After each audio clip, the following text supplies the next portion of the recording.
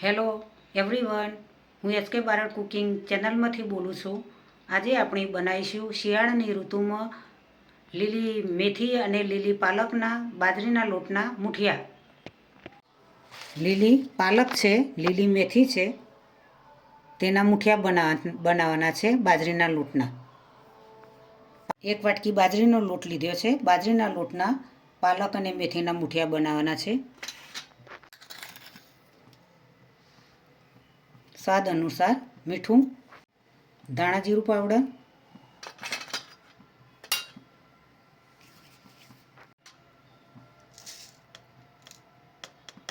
વરિયાળી, તલ, હિંગ, 1 ચમચી તેલ, 1 ચમચી ખોળ પણ નાખી શકાય, ગોળ પણ નાખી શકાય.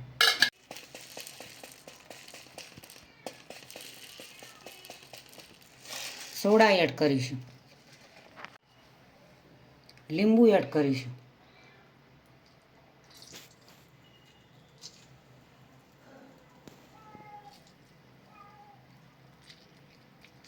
લીલા ધાણા, મરચાં, લસણ, આદુની ચટણી, કરેલી પાલક એડ કરીશું, કરેલી મેથી એડ કરીશું. બહુ ઝીણી કટિંગ કરવાની નહીં, મીડિયમ કટિંગ કરવાની છે. હવે મિક્સ કરી દઈશું બધું. સરસ એવા લીંબુ નાખીને, ખોડ નાખીને ખટ્ટા મીઠા મુઠિયા બનાવવાના છે.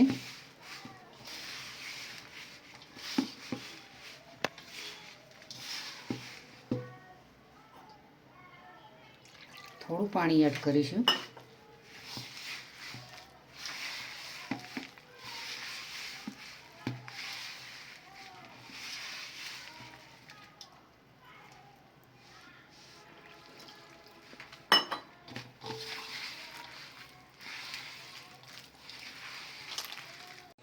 આ રીતે મિશ્રણ કરીને સરસ એવો લોટ બાંધી દીધો છે.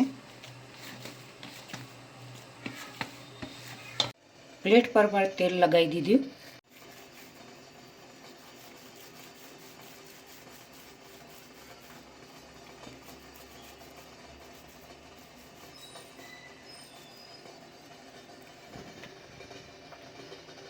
મુઠિયા તૈયાર કરી દીધા છે. હવે અંદર મૂકીશું.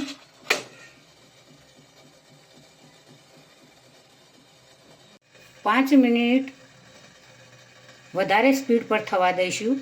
પાછળની 10 મિનિટ ઓછી સ્પીડ રાખીશું. એમ કરીને 15 મિનિટ થશે બાફવા માટે. 15 મિનિટમાં મુઠિયા તૈયાર થઈ ગયા છે પાલક અને મેથીના. હવે તેને કટિંગ કરીશું. આ રીતે નાના નાના પીસ કરવાના છે.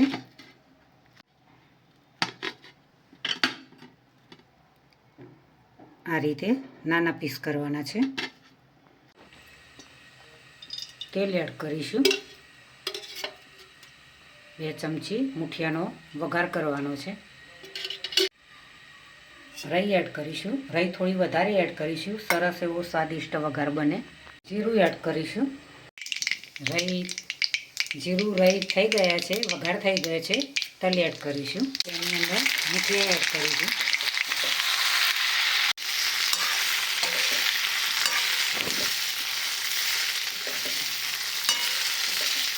વઘાર સાથે મુઠિયાને મિક્સ કરી દઈશું. લીલા ધાણા, લીલી મેથી અને લીલી પાલકના આધારે ધાણા એડ કર્યા નથી. પ્લેટની અંદર સર્વ કરીશું. લીલી પાલક અને લીલી મેથીના સરસ એવા મુઠિયા તૈયાર થઈ ગયા છે બાજરીના લોટના. ખૂબ જ સ્વાદિષ્ટ અને ટેસ્ટી એવા મુઠિયા બન્યા છે. શિયાળાની ઋતુમાં આવી લીલી શાકભાજી મળે તો અનેક નવી વાનગીઓ બનાવવાની ખૂબ જ મજા આવે. તેને તમે ચટણી સાથે પણ ખાઈ શકો. તો આ રીતે તમે લીલી મેથી અને પાલકના મુઠિયા સરસ રીતે મસ્ત રીતે બનાવી શકો. ઓછા સમયમાં બની શકે છે. 15 મિનિટમાં તો મુઠિયા લીલી મેથીના અને પાલકના તૈયાર થઈ જાય છે. ચટણી સાથે આ રીતે ટામેટાની ચટણી કેચઅપ સાથે ખાવાની ખૂબ જ મજા આવે. ગરમા ગરમ મૂઠિયા હોય. મહેમાન આવે તો પણ તમે આ ટૂંક સમયમાં આ રીતે મૂઠિયા બનાવીને તમે ચટણી સાથે આરામથી ખવડાવી શકો છો. સારો એવો લાવો તમે ગરમા ગરમ ચટણી અને મૂઠિયાનો લઈ શકો છો. બાળકોને તો મૂઠિયા અને આવી ચટણી હોય તો ખૂબ જ મજા આવે. મોટાઓને પણ ખૂબ ભાવતા હોય છે. આજની રેસીપી મિત્રો તમને જરૂરથી મારી ગમી હશે. મારી રેસીપીને તમારા મિત્રો સુધી પહોંચતી કરજો. મારી ચેનલને સબસ્ક્રાઈબ કરજો. મારા વિડીયોને લાઈક કરજો, શેર કરજો, બને તો કોમેન્ટ કરજો. ચલો મળીશું નવી રેસીપી સાથે. બાય.